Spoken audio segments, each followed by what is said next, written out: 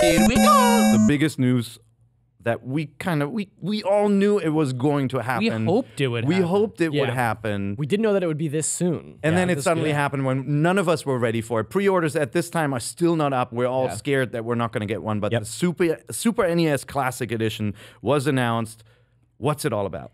So it's basically the sequel to the NES Classic Edition, which you probably have for refreshing Freudian slip, sites. but it's $80 this time around. Launches October 7th in Europe and Japan, and the 29th of September here in America. How come we get it early?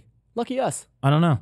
Because we get the weird purple one. So I think it's because it's going to sell out, and then we're pre-ordering for the Japanese release. Yeah. So same thing as the last time. Sort of a shrunk down version of the classic console. Different design from here to Europe to Japan, and obviously slightly different games in Japan than we got here. But 21 total, 7 of which are third party, which is really cool. I think that's a higher average than we saw in the NES, and also longer controller cables, 5 feet this time. The way they actually, I am from Europe, and I still don't get the feet thing. I think I'm 5 feet tall, or 3 feet, or you do. I do meters. Meters? Yeah. Yeah.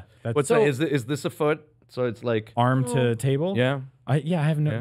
I'd say like 3 feet's probably like this, so 5 feet is like this. Yeah. If you're listening to this show on iTunes, he's showing the size. I'm doing of a it very with my large arms, fish. which isn't helpful to you at all, and I apologize. I think the reality is, if you bought extension cables last time Yeah. around, those will still apply because most people you need don't them. sit 5 feet from. Are they the same connection? So it looks like they are. So that's the cool Bonus. thing, right? And we weren't sure at first because it looks like the ports on the SNES were exactly as like the ones that Right, we the saw on f- the the original. four It said pin or wired 5 pin. in the press release, but I guess that just means non-wireless. Yeah. Right.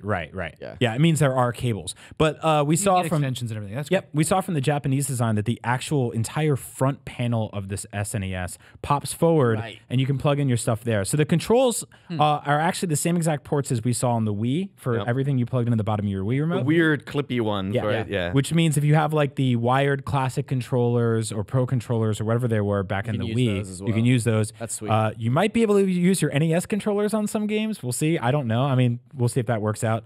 And then obviously 8BitDo and Hyperkin and all the other companies that make third-party controllers will work on there too. So I have a couple of extension cables I got from the last time around, so it's cool to know those will work this time.